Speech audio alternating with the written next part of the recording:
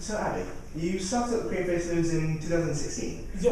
What have you guys sort of been doing since then? Can you give sort of a background on what you've been doing? So we've been doing 3 years now. Basically, we do Shakespeare in Manchester, but we do it in all around the place. So we've done it at Castlefield Bowl, and we've done it at like Fort Ruins. We've done it in like studio things where the audience has been like at little tables rather than as a like theatre performance.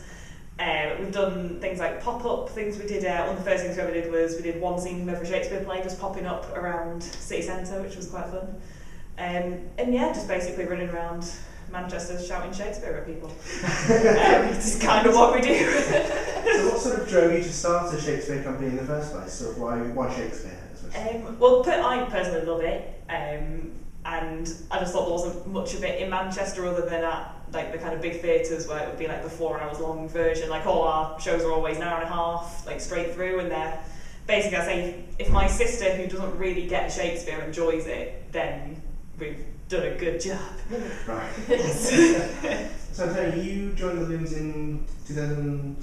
What year was it? 2017 with Hamlet. So how did that sort of come about? Sort of what was the process which you joined? Well, actually, I applied to audition, and we put a post out auditioning for people on the Manchester Theatre Network and just around groups that I were a part of. I was actually in Mahon on a sun lounger when I saw the advert, dropped Abby an email like, hey, it was the most chilled email I've ever sent because I was lying on a sun lounger with about 4 pina coladas deep. I was like, I'll just send an email and see what happens.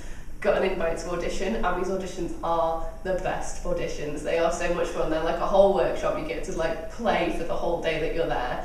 And then yeah, that turned into a part in Hamlet, which turned into a part in Macbeth, which turned into a part in this. So it's been going along quite swimmingly.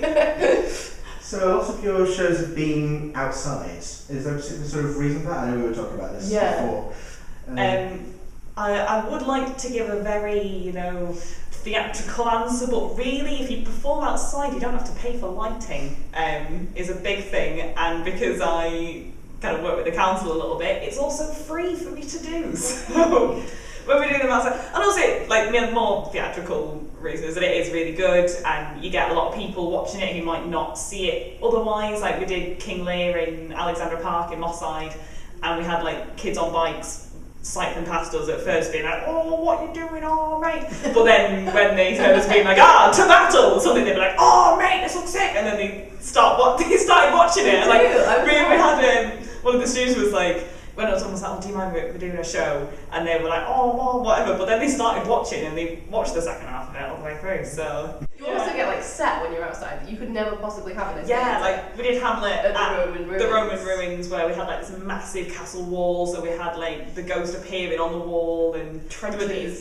trenches that became graves, and we had people climbing in and out of them. It was great. There was also 1,000 geese that just decided to wander on stage in one show, which was quite fun.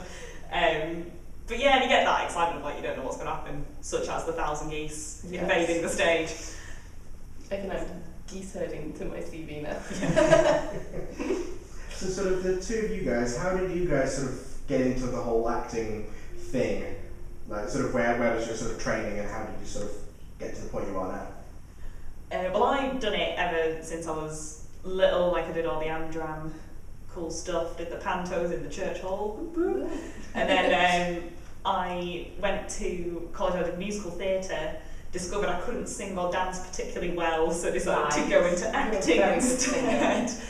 My dancing is to be desired. So then I went to a drama school in London, which is like a theatre company called Fourth Monkey, where we did lots of devising and making your own things, and it was all very great creative, so I did that for 2 years and then came back up home after that, so that's what I did. Yes, I followed a pretty similar path actually. I have been doing kind of musical theatre, drama, acting since I was really little actually. I've always done something in it, and then kind of got to the age of not so much 16. At 16 I went to sixth form and did my BTEC in drama and stuff, and then I met an awesome guy called Brian Walters, and he was basically really inspirational for me in getting out and saying, I think maybe you should study drama or particularly musical theatre, because he was my singing tutor at the time. So I went to a place called SLP in Leeds, which is a musical theatre college, But I love MT, and I'm kind of the opposite of you. I liked it, and I think my dancing is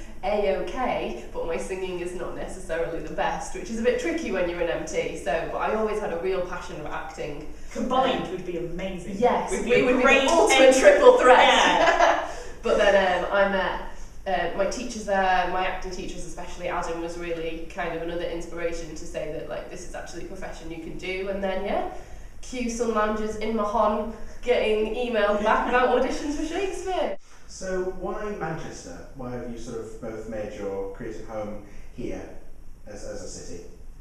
Well, it's a great place. Like, I grew up in Manchester, so obviously I know it really well, and I'm possibly a bit biased, but I think it's the best city in the world. No, it's a really great place, and there's so much going on, and there's such a big like theatre community, and like loads of people doing new stuff, and it's just a great place to experiment and put things on, and it's a great place. It is half the price of anything you do in London as well. Yes, that's very true. I wanted to train up north because I knew that I just couldn't afford to live in London. It's ridiculously expensive, and I have mad props for anybody that did go and do that. But I don't think, particularly for acting, you don't need to push out of Manchester that hard because it's a massive hub in the north. We've got Media City here, we've got the cobbles are here for Coronation Street. So when you look at those kind of big project things, they trickle down into our wee little fringe world. Yeah. So, talk a little bit about the last show you did, Romeo and Juliet, The Experiment, where you worked with a company, Scram Collective, based down in London. So how did that come together? So Scram Collective are actually created by some of my friends from drama school at Fourth Monkey, and it actually, the idea for the show came about from a drunken tube ride with my friend Beth, who we were talking about Shakespeare, and she said, I've had this great idea for a play where Romeo and Juliet don't meet until the first show, and like we rehearsed them separately, and she kind of went through this idea, and then I was like, oh, that sounds great, and then I got home and I just kept thinking about it, and I was like, maybe you could do it with like the whole cast, like there's two families, like we split the families in half and do them that way, and I kind of German said it, and then I went to them and was like, hey, want to do this crazy thing? Oh, here's a plan, what do you think? And they were like, oh yeah, so that's how it came about. Do you have any plans to work with them in the future in any way, or is that sort of a... I'd really like to, and we did kind of say afterwards, we were like, oh yeah, we should definitely do it again. Like, I'd love for us to go to London, because they obviously came up towards this time. I'd love to go down to London and do something, but it depends what they're doing. So, a bit more about the project that's coming up. The Real Ceels, so a web series on, it's on YouTube, am I right? Yeah, so it's on YouTube, and then there'll also be things going on Instagram and Twitter as well. If you want to delve in deeper, then you can look at it. You don't have to though, you can just enjoy the YouTube series as well. So where did sort of the concept for that come about? Was that something you've been planning for a while, or did it sort of just...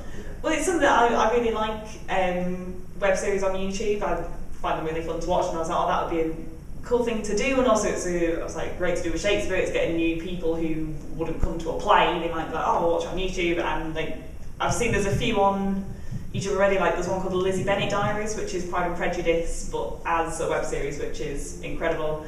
And there's some people in New Zealand do it as well. They've done Much Ado About Nothing as a web series, and they work really well. And so I was like, oh, that could be a cool thing to do. And then I was just looking through the plays, and I was like, oh, As You Like It could work really well. So then I started writing it about a year ago, and it's gone through many, many drafts. But I think we've not finished drafting it at all, and we're filming in 2 weeks. So. We will probably finish drafting as we're filming. Yeah. But that is a good thing about us all being together. We've all worked Yeah. together before, the people that are doing As You Like It, so we're pretty comfortable with each other Yeah. to be on camera and be batting off each other rather than sticking rigidly to the script. So, script. Parentheses. Because Antonia, you're playing Celia, aren't you? Yeah. The woman herself. The Real Ceels, that's me. So how's preparation for that going? The great thing is that it's quite modern. It is really modern, and the thing about Shakespeare stories anyway, as I'm sure any kind of Shakespeareite will tell you, is that they are really translatable into the modern day. So just the story of the two cousins slash best friends and the housemates and the mistaken identity, it still reads as funny in this day and age. So I don't really have to prep that much. The character seems really rounded and modern and kind of easy to get into. When we first meet her, she's having a little bit of an identity crisis. She doesn't really know where she wants to go with her life, so she thinks that talking to strangers on the internet is going to help her to figure that out, and that is something that I think an entire generation of people can relate to. So for those who don't sort of know, what's sort of the broad overview of the plot of the show, and sort of how are you adapting that to the web series? Basically, there are these two cousins, Celia and Rosalind, or in this version, just Ros. And in the original play, they are at a court, and Rosalind's dad has been exiled to the forest by Celia's dad, who is her uncle, obviously, who's evil and has banished him and taken over his crown. So then they run off into the forest themselves.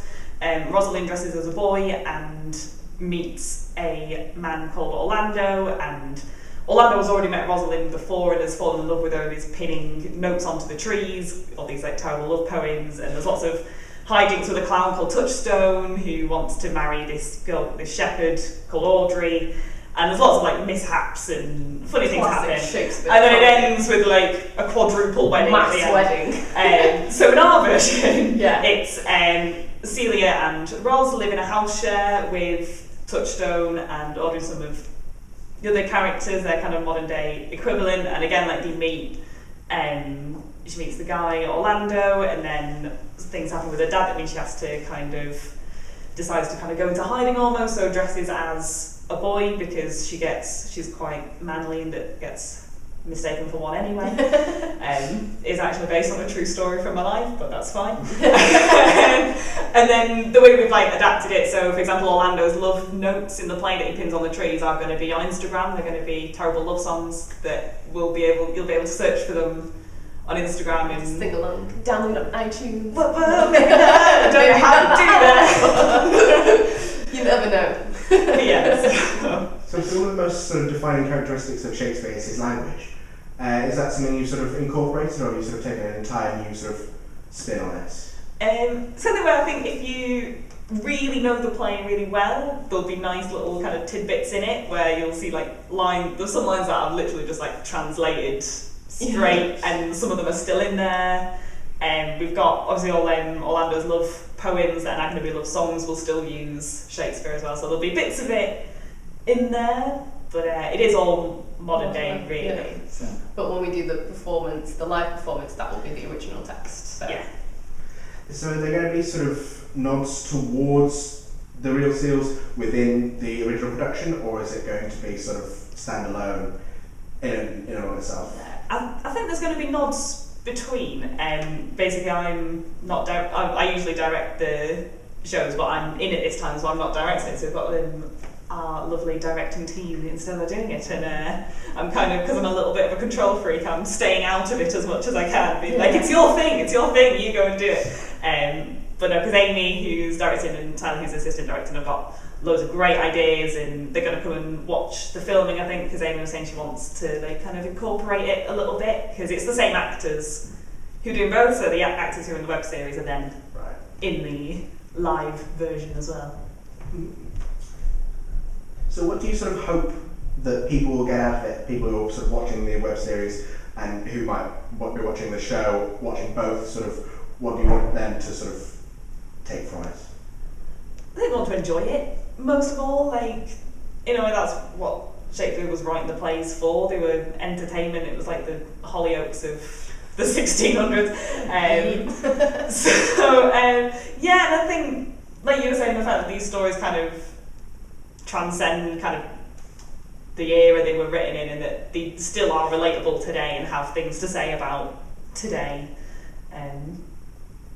I think if people can it's I don't want to say a gateway show because that's implying something else, but if people can watch it, I think the thing about people get scared by Shakespeare and Shakespeare language. I know, like, if people, I know friends, I know my mum and stuff, if they go to the theatre, they're kind of put off by this idea that they're going to sit and watch people ramble dramatically, and they don't get that these stories are funny or heartbreaking. In fact, they're often both of those things all in one go. So I think if you can see the story episodic, so you don't have to sit down and watch 3 hours of it, you can watch a 5-minute episode and think, actually, it's kind of funny, I wonder what happens, follow the story along, and if it inspires at least one, hopefully two, hopefully more, please come and see it, people to come and watch us do Shakespeare, to watch some more Shakespeare. You know, if you watch an hour and a half of Shakespeare and then think that was kind of cool, you can then watch the 3-hour Shakespeare and you get used to that kind of translation. It kind of eases people into this Shakespeare world, and I think that it's